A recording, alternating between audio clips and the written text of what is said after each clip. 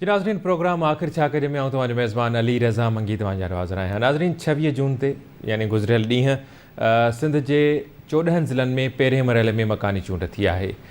मकानी चूंड दौरान पीपल्स पार्टी खे अक्सरियत मिली आहे। जेके बि हिन वक़्त ताईं नतीजा आया आहिनि, गैर सरकारी ऐं गैर हतमी नतीजा ऐं खोड़ जेके हिन से पोलिंग स्टेशन्स आहिनि जिते नतीजा जेके रोकिया विया आहिनि, छो रोकिया विया आहिनि, एहतजाज बि कया विया आहिनि उम्मीदवारनि तरफ़ां हिमायतुनि तरफ़ां, पर नतीजा रोकिया विया आहिनि। ॿी ख़ासि तौर ते ॻाल्हि इहा कंदासीं त गुज़िरियल ॾींहुं अमन अमान वारी सूरत हाल ॾाढी गंभीर रही।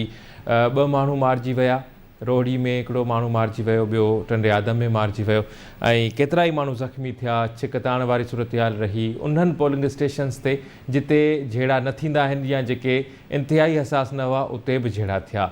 सिंध पुलिस इन खां पहिरियां प्लान जोड़ियो हो ऐं सिंध हुकूमत बि सिक्योरिटी जे हवाले सां इजलास बि कयो हो, पर हक़ीक़त में गुज़िरियल ॾींहुं तमामु घणी छिकताण रतो छाण इहा नज़र आई ऐं क़ानून लागू कंदड़ इदारा जेके आहिनि उहे या त पोइ पहुता या उन्हनि जी मौजूदगीअ में बि जहिड़ा थींदा रहिया, रतु वहंदो रहियो ऐं गिरफ़्तारियूं बि थियूं, पर हालतूं जेके आहिनि उहे के ख़ातिर ख़्वाह न रहियूं।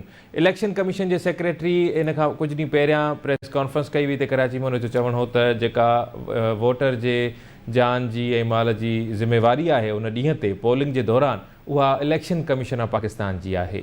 हाणे अहिड़ा वाक़िया पैदा छो था थियनि?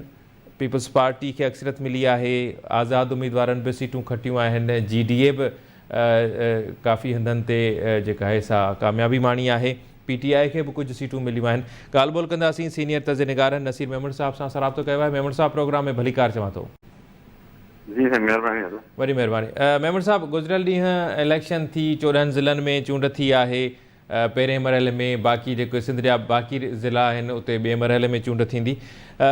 मुख़्तलिफ़ इलाइक़नि में झेड़नि दौरान 2 माण्हू मारिजी विया ऐं केतिरा ई माण्हू ज़ख़्मी थिया। लॻभॻि हर ज़िले में झेड़ो थियो आहे ऐं छिकताण वारी सूरत हाल रही, गाॾियुनि जा शीशा टोड़िया विया, फायरिंग थी, हथियारनि जी नुमाइश कई वई। हथियारनि जी नुमाइश ते पाबंदी हुई पर हथियारनि जी नुमाइश कई वई, हथियारनि जो आज़ादाणो इस्तेमालु बि कयो वियो। जी ॾिसो, लोकल गवर्नमेंट जूं जेके लोकल बॉडीज़ जूं जेके इलेक्शन्स हूंदियूं आहिनि उहो हिकिड़ो तमामु मक़ामी नोयत जो ई सॼी एक्टिविटी हूंदी आहे ऐं हुन में ज़ाहिर आहे त मुख़्तलिफ़ सोचण वारा माण्हू अचनि था, मुख़्तलिफ़ इलाइक़नि जा, मुख़्तलिफ़ क़बीलनि जा, मुख़्तलिफ़ पॉलिटिकल थाट जा माण्हू अचनि था, तंहिंजे करे हुननि जा इन क़िस्म जा कंफ्लिक्ट इन इलेक्शन में वधीक एक्सपेक्टेड हूंदा आहिनि। जेतोणीकि उहे नेशनल ऐं प्रोविंशियल वारे सीटुनि ते बि अहिड़े क़िस्म जा कंफ्लिक्ट थियनि था, सॼे मुल्क में थियनि था। बदकिस्मती जी ॻाल्हि आहे जो एॾा शदीद थी वेंदा आहिनि जो हुन में माण्हुनि जे मारिजण जी नौबत। पर बेसिकली छा थो थिए त हीअ इलेक्शन आहे जेका घिटी ऐं पाड़े जी सतह ते कंटेस्ट थिए थी, तंहिंजे करे हुन में छिकताण जा वधीक इम्कान हूंदा आहिनि।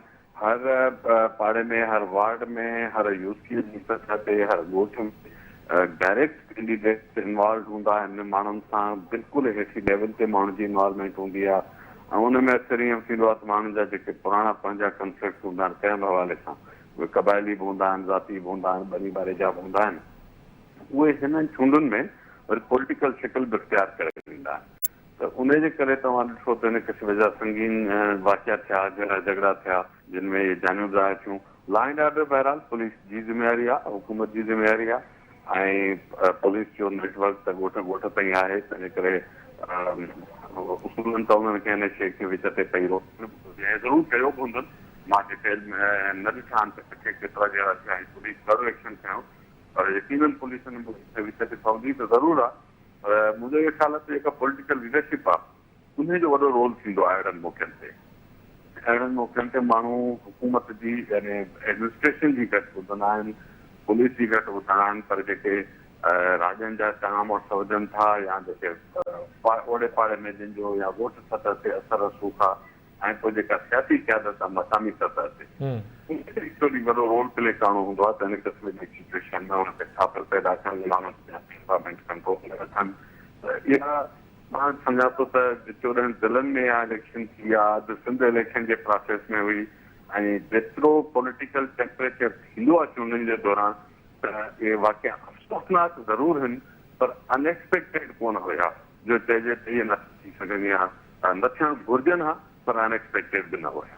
सही। अच्छा मेमन साहब, पर सिंध पुलिस प्लान जोड़ियो हो, कानून लागू कंदड़ इदारा जेके आहिनि से उहे सभु गॾिजी सिक्योरिटी इंतज़ाम ॾिसनि पिया। सिंध जे वॾे वज़ीर कुझु ॾींहं पहिरियां अमन अमान खे बरक़रार रखण जे हवाले सां बि इजलास को ठाहियो हो, उन में बि लाइक़ु जोड़ियो वियो।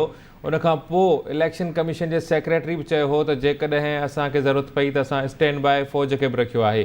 त हाणे एॾी सूरत हाल थी वई ऐं सॼो ॾींहुं झेड़ा रहिया ऐं रोहड़ी में बि हिकिड़ो माण्हू मारिजी वियो आहे, टंडे आदम में बि हिकिड़ो माण्हू मारिजी वियो आहे, फायरिंग थी आहे, झेड़ा थिया आहिनि।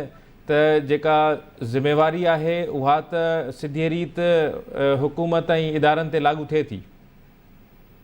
मूं त उहो ई पहिरियां अर्ज़ु कयो त हुकूमत जेका वक़्त जी आहे, इंतिज़ामिया आहे, पुलिस एडमिनिस्ट्रेशन आहे, ज़िमेवारी त उन्हनि ते ई लागू थींदी। ॼण माण्हुनि जी जान वेंदी, माण्हू ज़ख़्मी थींदा, घेड़ा फॾा थींदा, त उनखे रोकणु उन्हनि जो ई किरदारु आहे।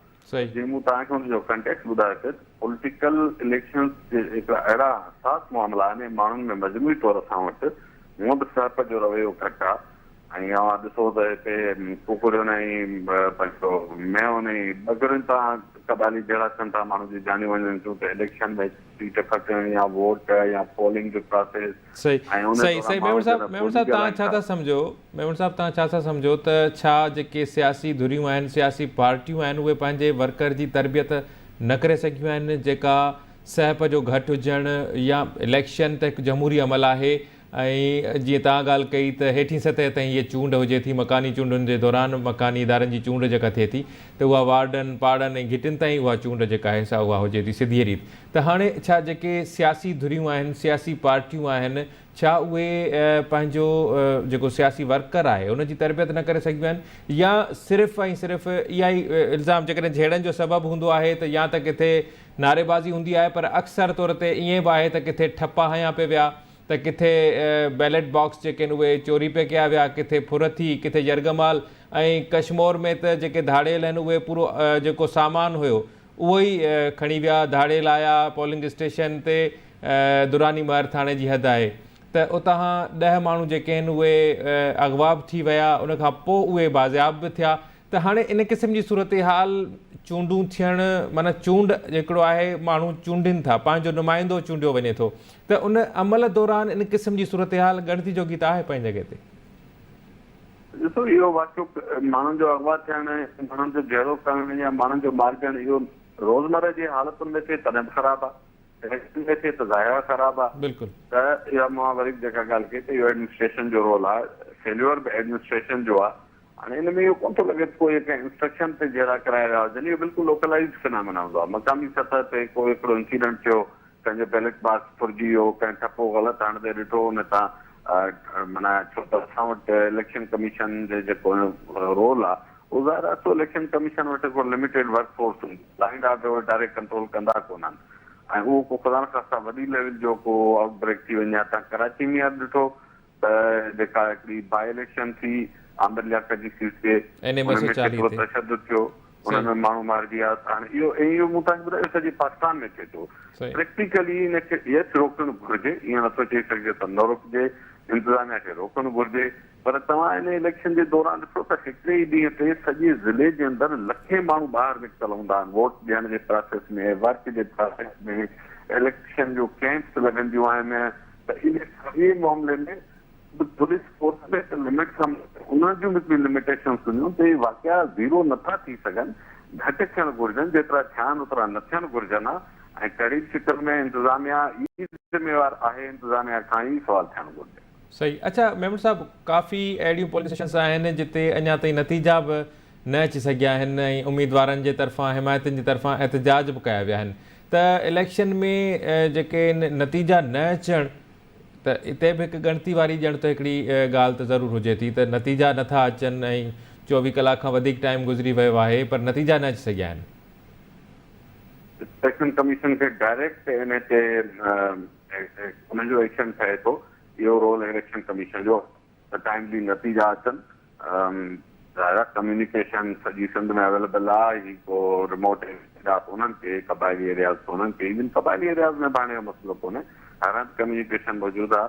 ऐं मकानी चूंडुनि जा त वोट बि थोरा थोरा हूंदा आहिनि, त त उनखे ॻणे उनखे फाइनलाइज़ करण में कोन थो लॻे त को प्रोसीजरल डिले थी थिए त उते के ॿिया इश्यूज़ थिया त मूंखे ख़बर न आहे त तक कहिड़ा आहिनि ऐं उन तकनि जी डिटेल्स छा आहिनि त छो नतीजा न कया जारी थिया आहिनि। इलेक्शन कमीशन जा जेको कंसर्न प्रिज़ाइडिंग ऑफिसर्स जेके आहिनि या ज़िले जी इंतिज़ामिया आहे, मुंहिंजे ख़्याल में DCO रिटर्निंग ऑफिसर बि हूंदो आहे हिन मौक़े ते, त उन्हनि खां इहा मालूमात वठिजे।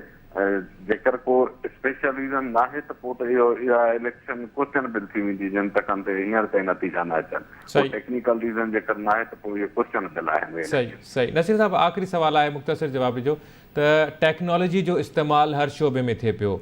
असां वटि EVM ते बहस तमामु घणे वक़्त खां हले पियो त EVM लागू कई वञे ऐं EVM हुजणु घुरिजे, EVM न हुजणु घुरिजे।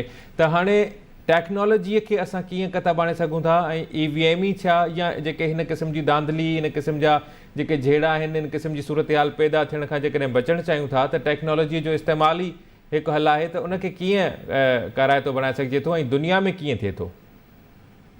टेक्नोलॉजी खे ह्यूमन बीइंग ई यूज़ कंदो आहे त टेक्नोलॉजी जा जिते फ़ाइदा आहिनि उते हिकिड़ो रिस्क इहो हूंदो आहे त हुनजे टेम्परिंग बि प्रोग्रामिंग ऐं सॉफ्टवेयर जे थ्रू हुन में टेम्परिंग जा ख़तरा मौजूदु रहनि था। हाणे उहो कीअं ट्रांसपेरेंट कजे, उन जा टेक्निकल साइड केतिरी स्ट्रांग हुजे। असां 2018 जे आम इलेक्शन्स में RTS जो जेको स्कैंडल थियो उन खां पोइ टेक्नोलॉजी वारे मामले ते सुवाल उथी विया आहिनि छो त टेक्नोलॉजी खे बहरहाल ह्यूमन बीइंग कंट्रोल करे थो। इलेक्शन कमीशन जो पावरफुल हुजणु ऐं फुली इक्विप हुजणु ज़रूरी आहे।